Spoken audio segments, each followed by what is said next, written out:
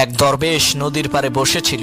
একজন লোক এসে সেই দরবেশকে বলল, হুজুর, আমি যদি জীবনে সফল হতে চাই তাহলে আমার কি করতে হবে? দরবেশ লোকটিকে নদীর পানিতে ডুব দিতে বললেন। লোকটি পানিতে ডুব দেওয়ার সাথে সাথে দরবেশ তার মাথা পানির নিচে চেপে ধরলেন, যাতে সে তার মাথা পানির উপরে উঠাতে না পারে। পানির নিচে সেই লোকটির নিঃশ্বাস আটকে গেল। সে পানির নিচ থেকে উঠার জন্য ছটফট করতে থাকলো। কিছুক্ষণ পর দরবেশ তাকে ছেড়ে দিলেন, আর সে পানির উপরে উঠে দীর্ঘ শ্বাস ফেলে হাঁপাতে থাকলো। দরবেশ তাকে জিজ্ঞেস করলেন, তুমি যখন পানির নিচে ছিলে তখন তুমি কি করতে চেয়েছিলে? সে বলল, আমি পানির উপরে উঠতে চেয়েছিলাম। দরবেশ তখন বললেন, সেই সময় কি তোমার দুনিয়ার অন্য কোনো কথা মনে ছিল? সেই লোকটি বলল, না, দুনিয়ার কোনো কিছুর কথাই আমার মনে ছিল না। আমার শুধুমাত্র একটাই উদ্দেশ্য ছিল যে আমি কিভাবে পানির নিচ থেকে উপরে উঠে আমার প্রাণ রক্ষা করব। দরবেশ বললেন, এইভাবে একটা লক্ষ্য আর উদ্দেশ্য নিয়ে কাজ করো, তাহলেই তুমি সফল হতে পারবে।